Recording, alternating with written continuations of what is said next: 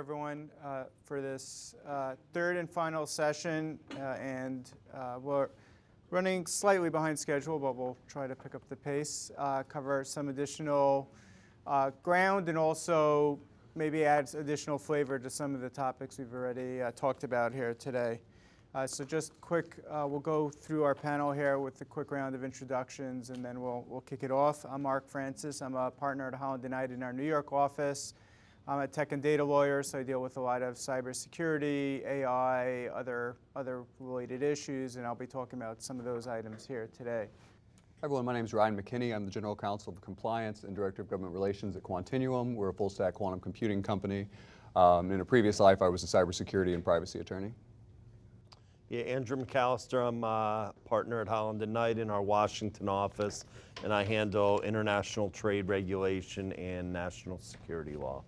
And I'm Crusius. I'm at Holland & Knight, a partner, and I'm in our Tyson's office, and I am in our government contracts group. Okay, great. So I think we each have some thoughts to share, so we'll start there, maybe chime in or take some questions as we go. The two topics that I wanted to speak about briefly, one is intellectual property, which we didn't really touch on today, and then the second is to dive a little bit more into cybersecurity and maybe some of the more practical ramifications there. So on the intellectual property side, obviously new industry getting built out. The value proposition of that is new intellectual property getting created, adding value to the companies that are building, innovating, commercializing the technology. And so we're starting to think about, how do you protect the technology as it comes out and gets developed? Whether it's coming out of universities, whether it's coming out of businesses. When a company is looking for investment stakes, part of that is going to be the intellectual property they can claim. So one aspect of that is patents. And there's been some challenges around patenting, especially software in recent years under a Supreme Court decision known as Alice.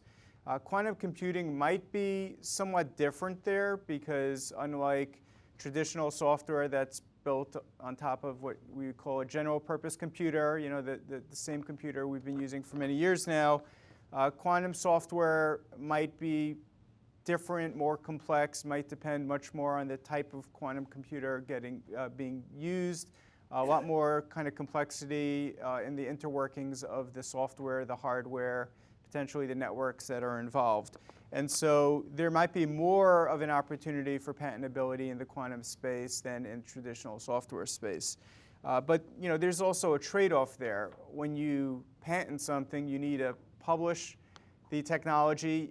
You have to put it out there for the world to see and read and consume, and in return you get that 20-year monopoly on the technology. But some of the considerations there are, if you're patenting some new quantum technology, maybe the commercialization of that technology is going to be further out. So you're claiming your 20 years now, but it might take you another 10 years before you actually get to commercialization of some of that.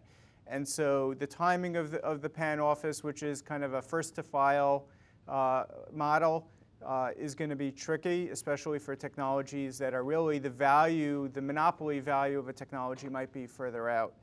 There's also a trade-off of if you get a patent on it, well, China or some other country might read your patent and not necessarily need to live up to your patent protections here in the United States or in Europe, wherever you might pursue patents. And so the value that you may get here, there may be a trade-off for other companies or other organizations or other countries around the world taking advantage of the information you're putting out into the public world.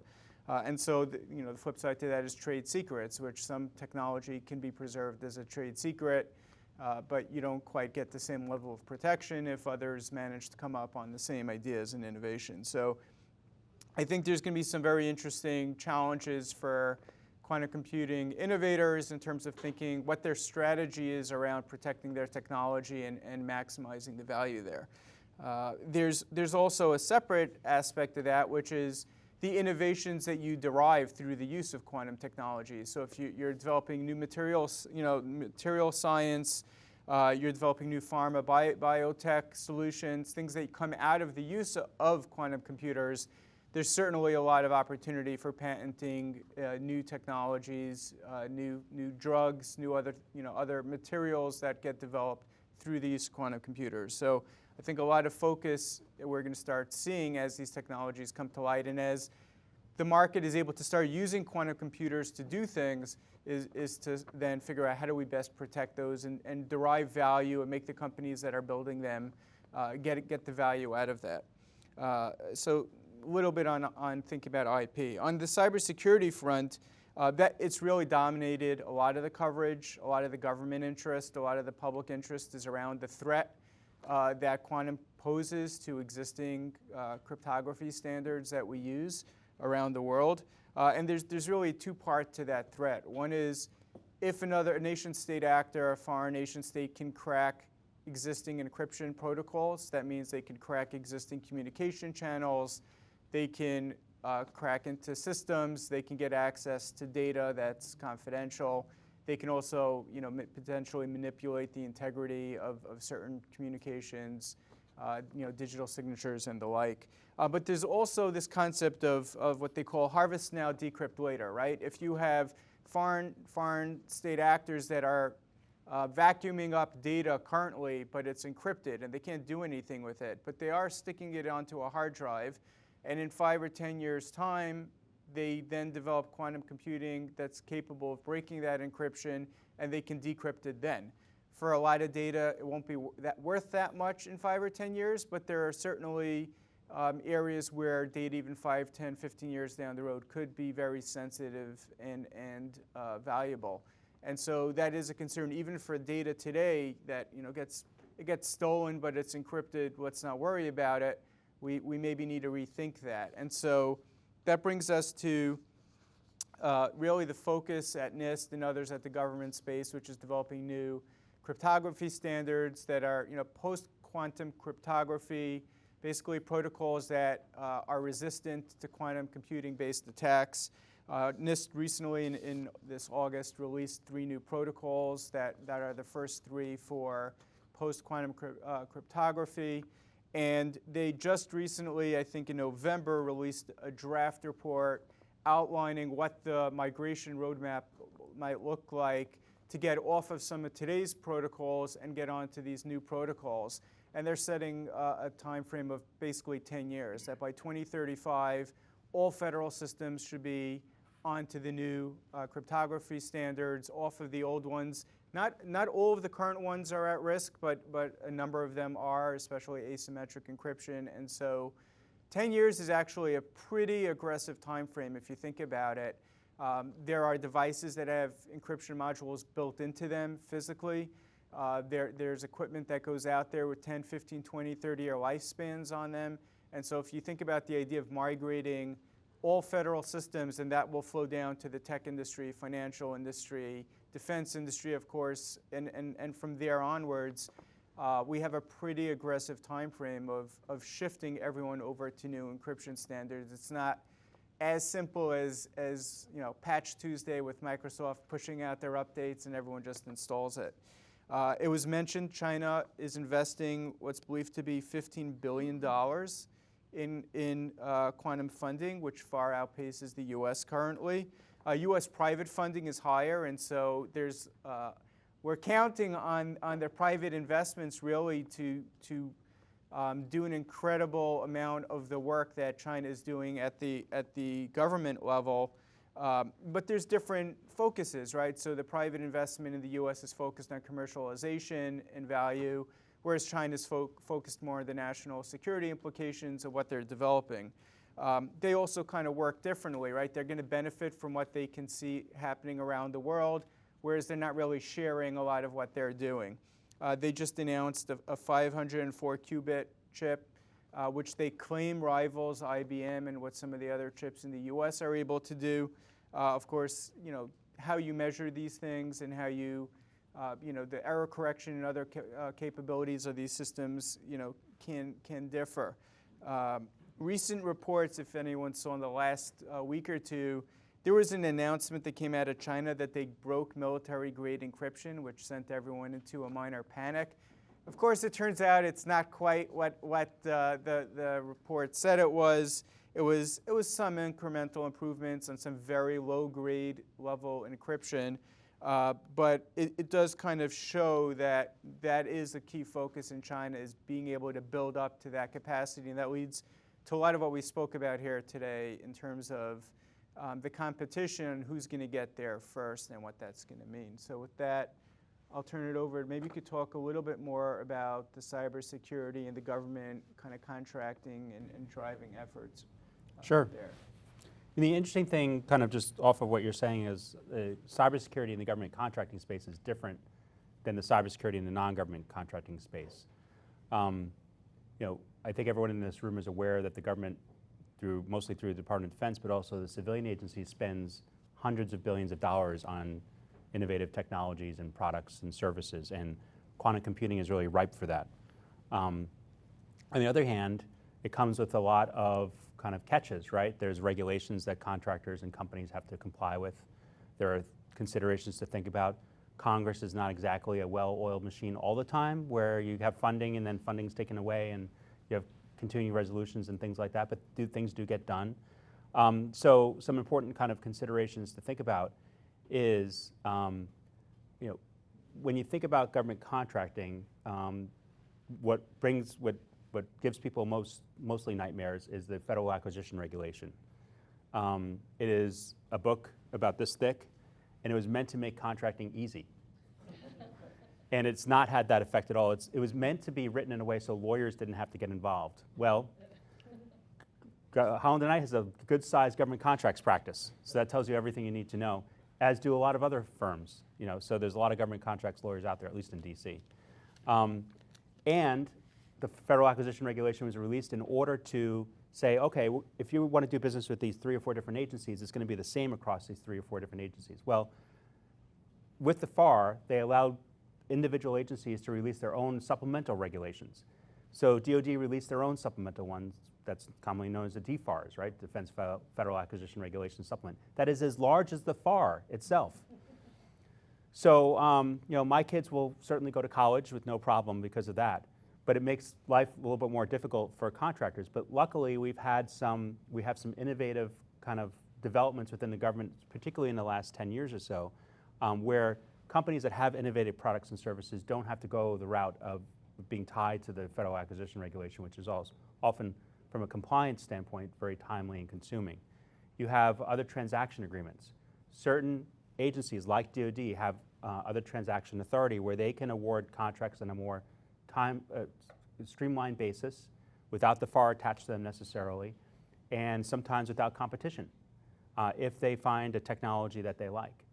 And you're seeing DoD kind of stand up certain things within itself to kind of process those kinds of opportunities.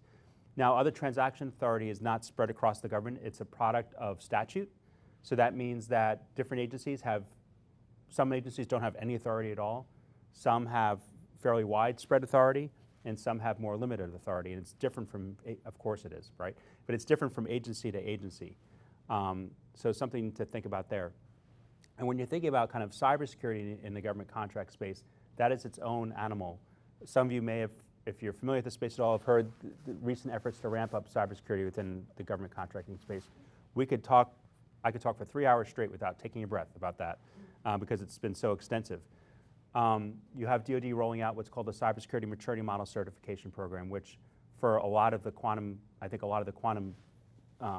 innovations is going to be covered by that, and that requires, in some instances, companies to get a third-party certification that their cybersecurity controls are sufficient. That is not a final rule yet. I should be clear. There are 2 sets of rules. One is final. One we expect in the spring, and it will have a rollout over a 3-year period. So there's some challenges for companies that want to do business in the space, but there's tons of opportunity. Every year, the National Defense Authorization Act, and I imagine Paul usually has his hands in it somewhere, including this year,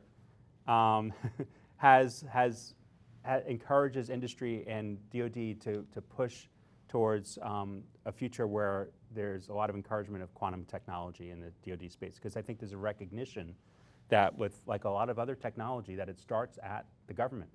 There's always the joke about how Al Gore invented the internet, right? And I think that's more of kind of a riff of the fact that the internet really started with the Department of Defense. And it was an innovation that happened there through contractors, and then it was commercialized and spread across the world, and here we are on TikTok, right? Eventually it led to that. But along the way, there was a lot of great innovation that happened because of it, and I could see quantum kind of being the same thing, where DoD plays a large role in kind of helping companies along with this technology, pushing that, and then it gets commercialized more and more, and then it becomes ubiquitous. And I think we're kind of in that stage where it's really being pushed out into the open a little bit more, where it becomes ubiquitous. And there's a lot of opportunity for companies in this space with the US government. It's just complicated. But there is a will, there is a way to do it. And because of that, I think it's going to happen. So that's my opening spiel, Mark. Okay. Andrew, we briefly talked before about kind of the tension, on one hand, wanting to protect the technology in the US, on the other hand, not wanting to close the door on potential allies around the world, in Europe or elsewhere, in terms of developing the technology. So I know there's been some changes on the trade front, and maybe you could talk about that. Yeah, thanks, Mark. And so I'm going to sort of give a brief overview and then have Ryan sort of jump in with some practical company experience in some of these areas. So when it comes to sort of international and cross-border activity as it relates to quantum, I look at it in sort of three general buckets, right? One is export controls. We've mentioned that earlier today. The other is cross-border investment. That could actually be cross-border investment into the US, as well as more recently outbound investment from the US, at this point primarily targeted at countries of concern, which you can imagine which one sort of rises to the top, China. And then the third bucket, I would say, is sort of supply chain. And that could be things such as tariffs, but also importing maybe quantum-related items that may pose some national security issue that the US government wants to understand how they're going to implicate the US supply chain. And so on the sort of export controls, as Mark referenced, there is sort of that tension, right? It's geared in part towards creating, US supremacy, US leadership in the quantum area. And so as a result of that, in the beginning of September, there was a broad set of rules in the export control landscape that restricted lots of quantum-related items from being sent, outside the US or to foreign persons without US government licensing. And so, just to sort of take it down to the basics, the export control issues are implicated when you could have commodities, you could have software, or you could have technology. All three of those buckets are potentially subject to export controls. The other dynamic you have is, okay, yep, I got a quantum computer, I'm gonna ship it to France. Well, everyone says, oh, well, that's clearly an export, right? We're sending a physical item to France, of course. Well, what about when you have the foreign national who happens to be a French citizen who's in the US on an H-1B visa? Well, he's sitting down the hall from me. Is he really a foreign person? Is that really an export? Well, the answer is yes, it is an export. They may be down the hall, but nevertheless, there's still a risk from the US government's perspective. And so there has been sort of a very, I guess, tailored approach in the quantum area to impose really worldwide licensing on many sophisticated quantum items. But there has been a little bit of a lessening in terms of some of the restrictions on providing those items to foreign nationals who may be working on a quantum program. And so there are particular license exceptions, as an example, that may not require you to go to the government to get a license for the French national who happens to be working at your facility. So I'll let you pick up maybe on the export controls. Sure. So I was supposed to be on the policy panel earlier, but had some DC travel issues. So I'm going to weave a little bit between policy and law. And the banner being that quantum is not the same as AI, semiconductors as other emerging technologies. It's not the same from a legal standpoint. There's a lot of new, novel issues that require different approaches, and it's certainly not the same from a policy standpoint. And to the point that was being made at the end of the last panel, every day that we don't reauthorize the National Quantum Initiative Act, every day that we continue to kind of just say, oh, quantum's down the road, we'll see, we can invest a little bit here, well, DARPA's doing something, it's not enough. This is an incredibly difficult technology to build. My company spends about $15 million a month from building the hardware to employing the people. It's very hard to build, it's very hard to iterate, it's very hard to commercialize. Add on to that the national security implications that we're talking about with export controls. Obviously, no one wants China to beat us in the race to get a quantum computer to run Shor's algorithm, to drain, the Fed's data, banking data, what have you. That would be a cybersecurity nightmare of the highest degree. But all that being said, if we go about quantum solely thinking of it as a national security issue, solely thinking about it doing fear-mongering, we're going to put too many restrictions on companies that are going to prevent us from winning the race. So one thing to the export controls that were just being discussed, there are very good exceptions for, as we said, the deemed export issue, which is incredibly important. The U.S. does not have nearly enough quantum physicists, engineers, or folks to build, iterate, and run these machines, and so we have to be able to bring allies in, and in other cases, as was mentioned in the last panel, a lot of Iranian and Chinese students are fantastic quantum engineers. Somewhere around 30-ish% of quantum PhDs are Chinese nationals, and so we have to be somewhat agile in terms of immigration law, in terms of changing up maybe how we do H-1 visas, and making sure we have exceptions for export controls and the ability to work across borders for quantum, because America cannot do it alone. We haven't done enough so far from a policy standpoint, from a funding standpoint, and there are really difficult workforce issues as well as a bevy of other national security government contracting issues that are pretty unique to quantum that are going to require some interesting solutions over the next few years. Yeah, so just sort of building that on that, I think, again, export controls is an issue that's it's important, obviously, for the operating company in the quantum space. You need to understand the regulations, need to be compliant, need to understand maybe where things are moving, but also from an investment standpoint. You don't want to be investing in a problem, right? We see that a lot, especially in a, sort of growing, cutting-edge technology, right? Investment needs to be sound. It needs to be in companies that are committed to strong compliance. I guess the other, when we talk about sort of cross-border investment, another area that quantum features prominently is referred to as the Committee on Foreign Investment in the U.S. And so that essentially is an interagency U.S. government construct. The Department of Treasury is the chair of that committee, and it reviews inbound investment. And so there are different considerations depending on the technology, depending upon the nature of the foreign investment, foreign participation. But as an example, if you had again, I'll use the example of, how about a Spanish company that was looking to purchase a U.S. quantum company. Let's assume that U.S. quantum company was engaged in development, production of sort of export-controlled quantum items, right? That Spanish company, as well as the U.S. company, would have to go through a filing process with the Committee on Foreign Investment in the U.S. So that's a timing issue. It can be a risk issue in terms of depending on who the buyer is the U.S. government going to be concerned about it? So certainly issues you want to be acknowledging up front.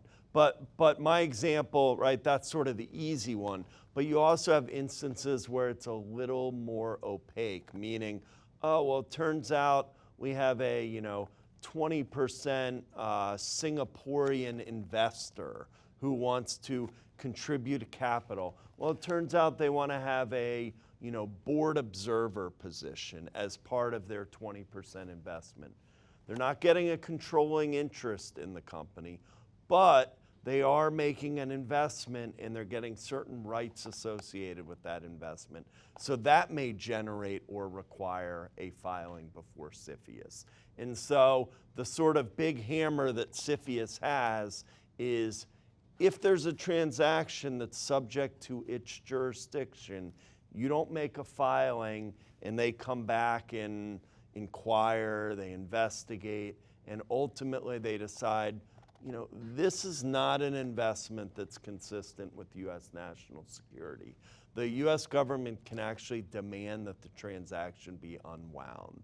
And so there are some real serious implications. And so for both the company as well as investor. And we understand and we've seen very complicated investment structures, and some of those may not at first blush seem to implicate a foreign interest, but ultimately it turns out they do. And so I know Ryan has some experience there as well. Yeah, my company went through the CFIUS process. We have a UK wing of the company after we spun out. And CFIUS has a ton of power. They can very much slow down a deal. They can very much create a lot of remediation that's necessary. A lot of it is around both physical security and cybersecurity. As we were talking earlier, cybersecurity is kind of the name of the game. And I know a lot of folks here from the investment community, knowing that the US government, from a regulatory standpoint, sees quantum as more of a risk right now than they do an asset. They just do. They're scared to death of China. They're scared to death of Shore's algorithm. And so that means that if you're going through the CFIUS process, if you're making an investment, if you're part of a group that has some foreign influence, thinking about things like board seats, thinking about things like how many shares of equity, how much the investment is, CFIUS is going to take a very fine-tooth comb through that deal. And that is obviously a good thing writ large when we think about protecting the U.S. quantum industry and national security, but it can mean that a lot of investment from the financial side, which also obviously spurs innovation from the company side, can get slowed down a bit during those processes. So something to keep in mind. Yeah, great. And I guess the last thing I would just quickly mention then is just sort of supply chain. Obviously, there is some exposure to non-US components that come into quantum computers. And so as we look forward, right, we're obviously hearing lots of threats with respect to tariffs, whether it's Mexico and Canada, whether it's China, et cetera. So understanding, beginning to maybe look at alternatives. Are there certain minerals that are being obtained from China, right? We've seen recent action by China sort of in a retaliatory manner to restrict or prohibit the export of certain minerals, right?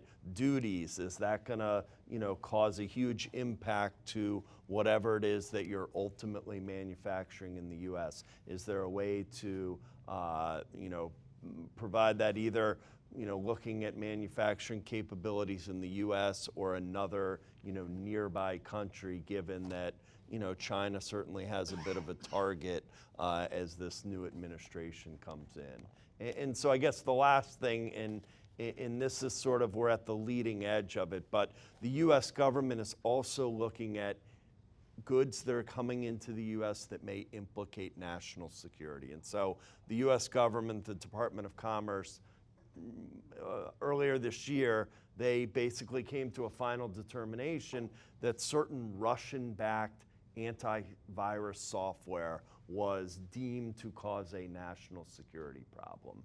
And so, again, something like quantum, right? Are there little pieces that maybe are developed in China? Are there pieces? So just understanding your supply chain such that, anything being imported related to quantum, we sort of understand what the potential risks are, given that the government is heightening its scrutiny here. And there may be, a lot of potential opportunity there too at the government level, where you see how much money the government just put down now for semiconductor supply chain, power, and the extent to which the government has gone to prevent foreign, adversaries from gaining the kind of manufacture capacity and capabilities that the U.S. has, but also making sure the U.S. has the ability to manufacture semiconductors here.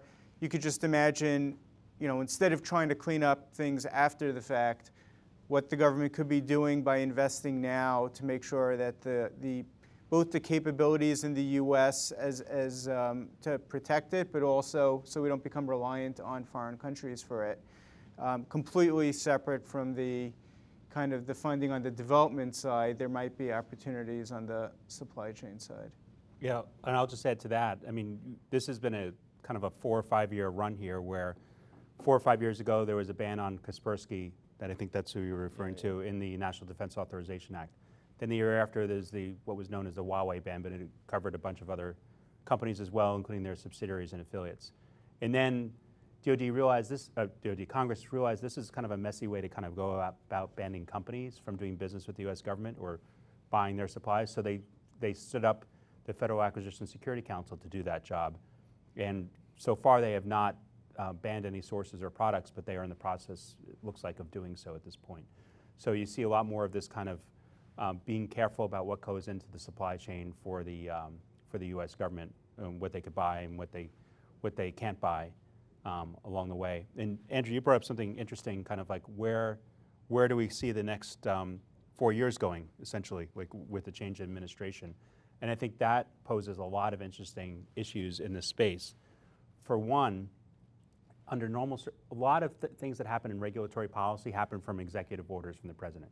And they kind of boomerang back and forth depending on the party of the president. So we see a lot of policies that have been put in place by the Biden administration.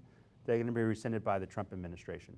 Usually when those policies are put out there in an executive order, there is a time period for regulations to be written and put in the FAR or somewhere else where they're effective on to companies that are doing business with the US government. There was a really interesting executive order that came out at the very end of the Trump administration. And if you're curious, I write about this in our Holland Government Contracts blog. But in that one, it just said this executive order is effective essentially on contractors in 60 days. So what normally happens with clients when we have an executive order that impacts their business, we say, okay, we have a 1 or 2 year ramp up where we can get ready for this, prepare. That one that came at the very end of the last administration said, nope, 60 days. This is very important. We got to get this done really quickly. That may have been a product of the fact that the administration was ending like in 70 or 80 days. So they may have just said, you know what, we want to get this in there. This is how we're going to do it. Or this may be a new way of doing things, right, where regulations that, executive orders that come out will have almost immediate effect, and that will, significantly impact companies. So it's really important to kind of pay attention, especially in January 20th or 21st, and say, okay, what is happening over the next couple weeks? Because there may be quantum-related executive orders that come out, and they may have immediate effect, right? They may not say, we're not going to waste time and wait for the regulators to figure this out. We're just going to say this is effective now. Take the text of the executive order and use that. The problem with that sometimes is these executive orders are not usually nearly as specific, don't usually have as much guidance as a regulation does. I'm not saying the regulation's better, it's just more specific, so it gives a lot more guidance. And there's a couple of other kind of interesting things that are coming about that we'll see kind of, I think in this administration coming up. There's a lot more, and we've all alluded to it, is onshoring, right? That is a platform in the Trump campaign is to onshore more. The Biden administration has been pushing to do that, of course, with the CHIPS Act, as Mark mentioned before. But we could see a broader onshoring. Another kind of interesting quirk that happened during the last administration, but wasn't really continued very much during the Biden administration, was this kind of DoD night court, where they would identify programs. I know you're all thinking of Bull, but they would identify these programs that are not doing so well, right? The money was programmed for these programs, but the program's not succeeding, it's not needed anymore, whatever it is. Each service branch has to identify kind of those programs and then reprogram that money somewhere else, right? And that could be an opportunity that cuts both ways, right? If you have a program that's not working very well, you're at risk, but also there's opportunity. All of a sudden DoD has this extra money that they can use for your program that maybe had been stuck in something else for a number of years. So it'll be interesting to follow kind of that night court thing. I cannot not think about the intro for that when I talk about it. But because I think that there's a lot of opportunity for emerging technologies to pick up that money that's being used on kind of legacy. I'm on Twitter. I spend probably too much time on it, and I see a lot of what is being said on Twitter about the kind of the new advisors to OMB, Vivek and Elon. I'll just call them by their first names. And they're talking about a lot of programs that are not using legacy technology. That's a topic every day that comes up on Twitter between them, and how they need to reprogram that money to newer technology that's more efficient. Whether that's going to happen or not, we'll see, but that's something that's obviously on their radar, and I think that's an opportunity for this community as well.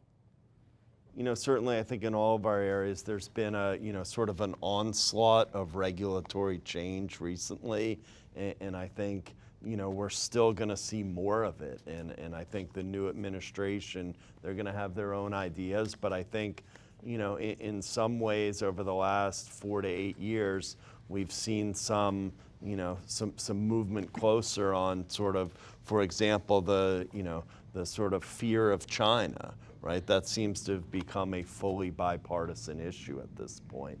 And so I think things like CFIUS, investment review and quantum, right? That's going to continue to be a real important issue, and export controls are going to be dynamic, right? They implemented the rule in September. They asked for comments within 60 days. They're now dealing with those comments, and I wouldn't be surprised, similar to semiconductors, which have been sort of updated each year from an export control perspective. Given that quantum is such a fluid area, I would expect that the regulations and the restrictions are going to, be updated periodically. And I'll just add to that, the last 2 years of the National Defense Authorization Act has had restrictions on the government buying semiconductors from certain Chinese companies. They laid that out, I think, 2 years ago with a 5-year ramp up. They added to it a little bit last year. So that's certainly an area that we'll see more and more of. Just hit on one piece where, again, I think quantum is unique, and that is supply chain. We've talked about that. There are an unbelievable amount of single points of failure on the quantum supply chain. All of our machines are incredibly, they decohere because of noise. Not to get too technical, but you have to do it at a very, very low temperature. IBM and most of the superconducting machines are at 0 Kelvin, so basically outer space. My company's around 4 degrees Kelvin, still really damn cold. And so this creates the need for a lot of things like liquid nitrogen and cooling and dilution refrigerators. A lot of that comes from Nordic countries. It comes from all over the world, and there are not that many vendors and suppliers of those technologies. And so supply chain is huge. It becomes an issue for investment. And it's a huge, to Tom's point earlier, the Trump administration has an amazing chance for onshoring of quantum. It's not business as usual. The CHIPS Act does not do enough for quantum yet. And every penny invested today in quantum is a dollar that in 20 years we won't need a CHIPS Act for quantum if we can get it right today. And so I think supply chain is the easiest place to kind of see those issues play out. Okay. Well, thank you to the panel. Thank you to Quantum Coast Capital for partnering with Holland & Knight for this event. And thank you to everyone here for coming and everyone who's joining us online. Thank you. Have a great day.